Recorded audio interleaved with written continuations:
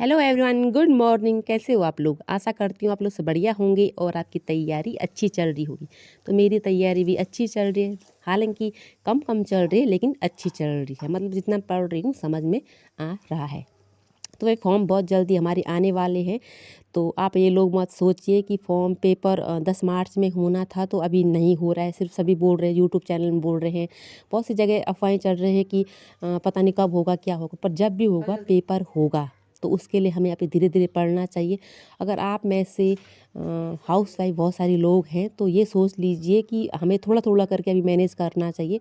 और अगर थोड़ा 2-4 महीने पेपर पीछे जाता भी है तो हमारे लिए बेनिफिट ही है, क्योंकि अभी पेपर का माहौल बना हुआ है और हम जो है अपनी तैयारी को धीरे धीरे धीरे करते रहेंगे तो हमारे लिए एक बेनिफिट ही रहेगा मेरे हिसाब से। तो बाकी अगर मार्च में पेपर होता है तो तब तो बहुत सारा लोड हो जाएगा। इसलिए जब भी पेपर होता है, अगर मई जून में पेपर होता है तो तब भी जो हमारे लिए बहुत सारा टाइम मिल जाता है। तो हमें थोड़ा थोड़ा करके अपने लिए टाइम बनाना चाहिए। तो आप लोग क्या करिए कि अपने लिए कोई हाउस वाइफ होगा, कोई स्टूडेंट होगा, स्टूडेंट के लिए तो बहुत सारा टाइम है, वो अपने लिए मैनेज कर सकते हैं क्योंकि उनके पास पढ़ाई के सिवा उतना और काम नहीं रहता है।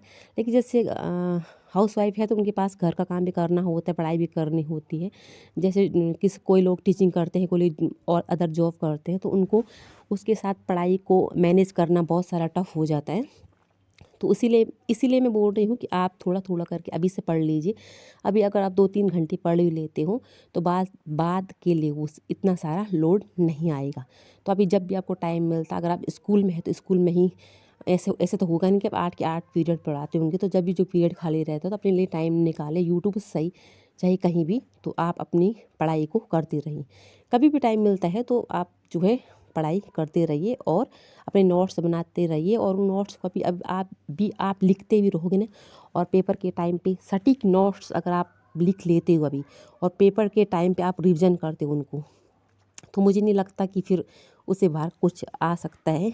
तो मैं आजकल उपन्यास पढ़ रही हूँ और हिंदी में उपन्यास पढ़ रही हूँ। और इससे पहले उपन्यास पढ़े थे मैंने लेकिन लिखे नहीं थे, तो उनको मैं अब नोट डाउन भी कर रही हूँ और उनको जो है बाद में जो है परीक्षा के टाइम जो है मुझे वो उपयोगी होंगी। तो वैसे ही जो है उपन्यास के सिवा मैंने इससे पहले नाटक पूरे कर दिए थे और आलोचना पूरी की थी और संस्मरण पूरा किया था। तो ये सारे टॉपिक जो है मेरे धीरे धीरे क्लियर हो रहे हैं। तो अपने टॉपिक में जो है मैं अभी नेक्स्ट टॉपिक और उपन्यास पढ़ रही हूँ।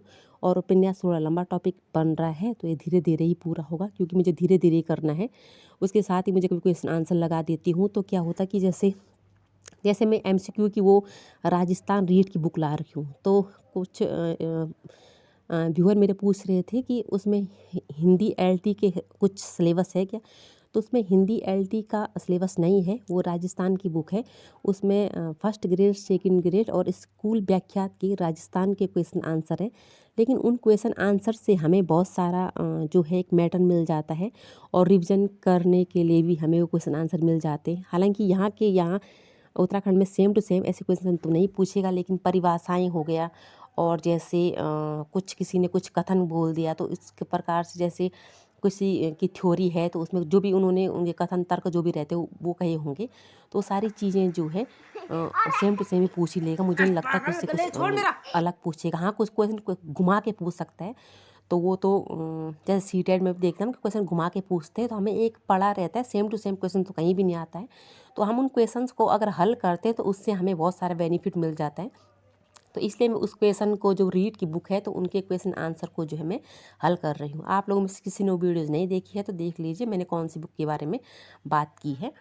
और मतलब मेरे हिसाब से तो बेनिफिट ही है वो बुक। तो अपने टाइम को मैं ऐसे मैनेज कर रही हूँ क्योंकि भाई मैं क्या है कि मुझे बाद में इतना सारा टाइम एक ही टाइम बाद में नहीं मिलने वाला है। मुझे पता है कि बाद मुझे घर के काम भी करने ही हैं और साथ ही में बच्चे को भी देखना ही है, अदर काम भी हो ही जाते हैं अपने।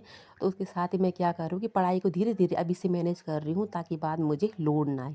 मैं अपनी तरफ से तो पूरी तैयारी ऐसे बना के चल रही हूँ। बाकी तो भगवान का वो है और कुछ किस्मत का खेल भी है कि कभी कभी ऐसा होता है कि हाथ में मिली हुई जॉब भी नहीं मिलती है। जैसे इससे पहले वालों ड्राइंग वालों ने मेहनत की और उनको वो जो प्राप्त नहीं हुई, तो किस्मत की बात है। लेकिन हमें अपनी तरफ से कर्म करते रहना है और मेहनत करते रहना है ताकि हमें उस बात का एक वो न रहे कि भाई हम अपनी तरफ से मेहनत नहीं की थी, ये नहीं की थी, वो नहीं की थी। तो इसलिए अपनी तरफ से कर्म करते रहो, मेहनत करते रहो और बाकी जो है होता रहेगा, वो देखा जाएगा। ठीक है, तो भाई पढ़ाई करो और अपना काम भी मैनेज करो, पढ़ाई भी करो और धीरे धीरे के जॉब हो, चाहे आप कहीं टीचिंग हो, चाहे कहीं भी हो, जॉब को मैनेज भी करो, अपनी पढ़ाई को भी सेम टू सेम करते रहो। आज के लिए सब